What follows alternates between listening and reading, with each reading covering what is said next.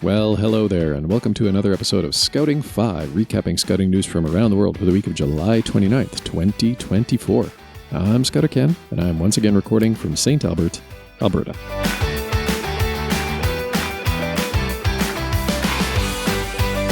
Well, continuing on the theme of Scouts around the world responding to natural disasters, we have some news about Scouts in the Philippines responding after a typhoon, quoting scout.org.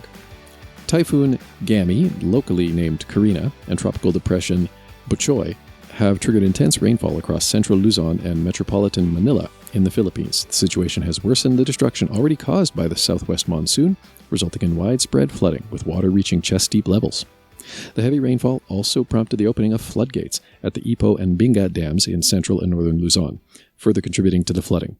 As the rains continued and flood levels kept rising, houses were submerged, sweeping away furniture, appliances, clothes, school supplies, and other necessities.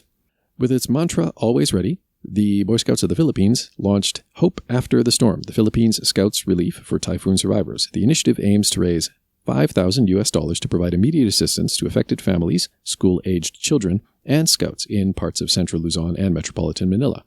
This urgent donation drive seeks to bring immediate relief and support to thousands of displaced scouts, their families, and other community members across central Luzon. The National Scout Organization is appealing to the Scout community to join hands in this vital relief effort. The Hope After the Storm initiative will focus on collecting donations to provide essential food packs, grocery items, hygiene kits, and school supplies to those in need. End quote. And as you can imagine, this is being run through the scout.org donation platform, so a link will be in the show notes. If you want to support them, do look for it. Now, I know I mentioned Roverway in the last episode, but what I didn't mention was another article about some Italian scouts and their expedition to the World Rover Moot, quoting, again, scout.org. In the summer of 1949, as Europe was recuperating from the aftermath of the Second World War, a group of Italian scouts from Lombardy embarked on an uncommon journey. These scouts, who had remained hidden during the fascist regime, set their sights on the World Rover Moot, an international gathering that brought together over 2,500 scouts aged 16 to 24. The event, held from August 1st to 11th in Norway, became the destination of a peace mission that would leave a mark on their history. 75 years later, from July 22nd to August 2nd, Norway is set to host a major educational event for scouts and guides aged 16 to 22, known as Roverway.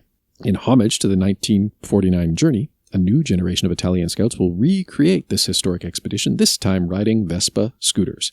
Over 20 young scouts from Italy, Burkina Faso, Senegal, Côte d'Ivoire, Chad, and Lebanon, and 20 Vespa motorbikes provided by Piaggio. This contemporary expedition aims to retrace the historic route, crossing significant landmarks of civil society, institutions, and culture.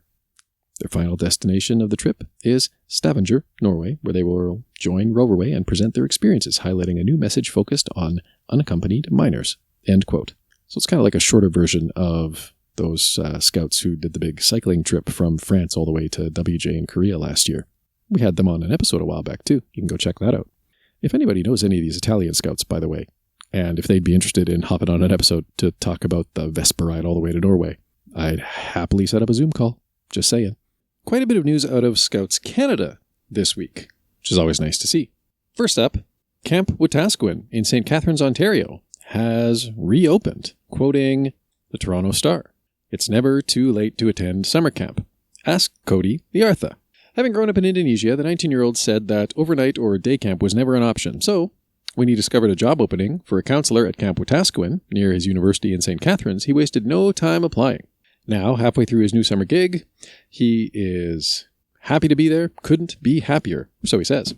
Liartha is part of a team of about 10 staff members at Camp Wetaskiwin, an outdoor adventure program operated by Scouts Canada and open to children ages 7 to 12. The co-ed day camp, on roughly 82 acres of land within Short Hills Provincial Park, focuses on developing outdoor skills and environmental knowledge.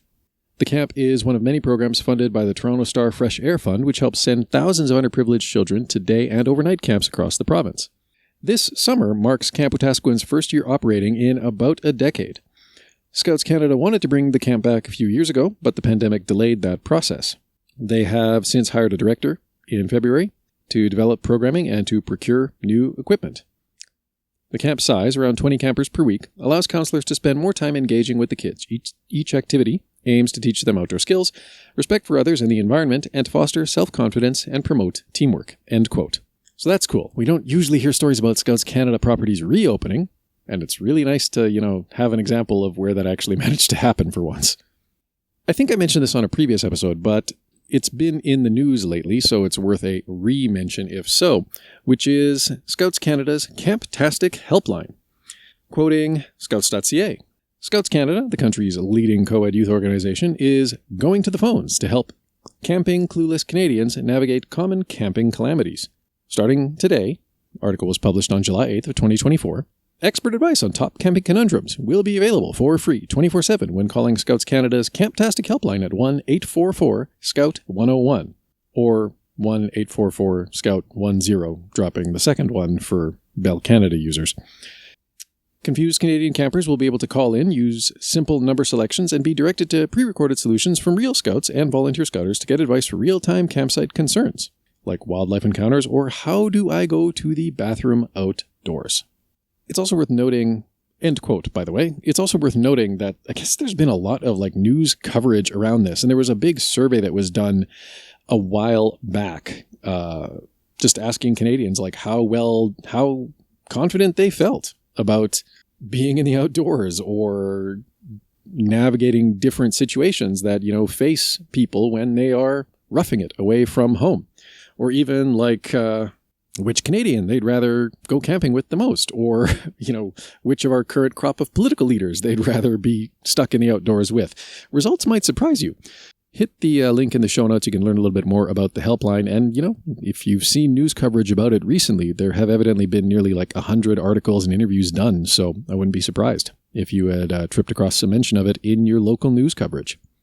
And speaking of Scouts Canada properties, quoting once again Scouts.ca, the Ontario government is providing nearly $52,000 to Scouts Canada to help restore the oak savanna at Camp Atawandaran in Lambton Shores. Oak savanna is a globally rare ecosystem that exists between prairie grassland and oak woodland. By taking the initiative to protect this incredibly rare and beautiful oak savanna, Scouts Canada is inspiring another generation of youth to become stewards of their environment, said Andrea Kanjan, Minister of the Environment, Conservation and Parks.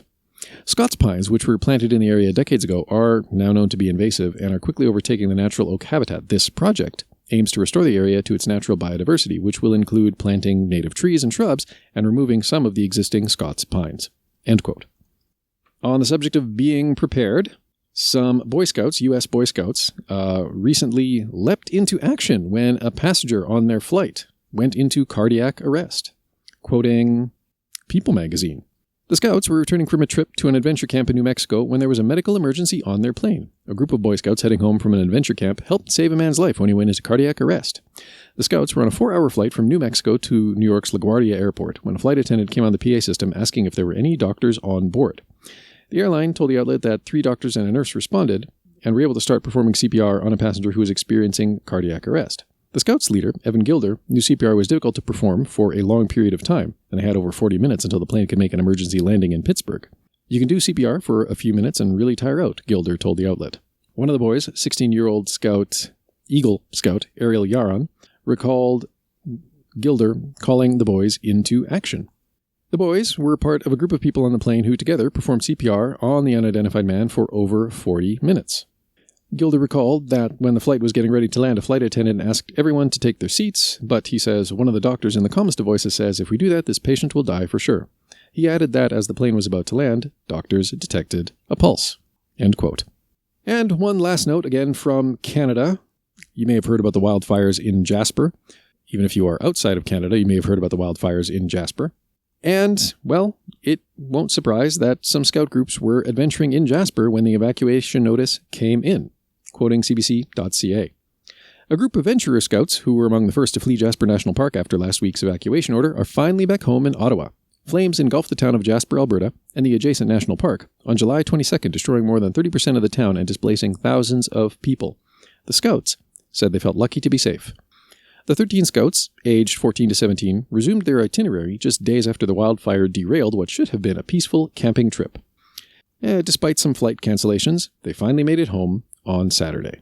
Devin Morrison, the scout leader for the group, said it wasn't long after they returned to their campsite in Jasper National Park on Monday before they knew they had to leave. He estimates they were about 10 kilometers from the blaze. We knew when ash started to fall toward us that it was getting a little bit out of hand, he said. The group was packed up and on the road within 15 minutes of receiving the evacuation order.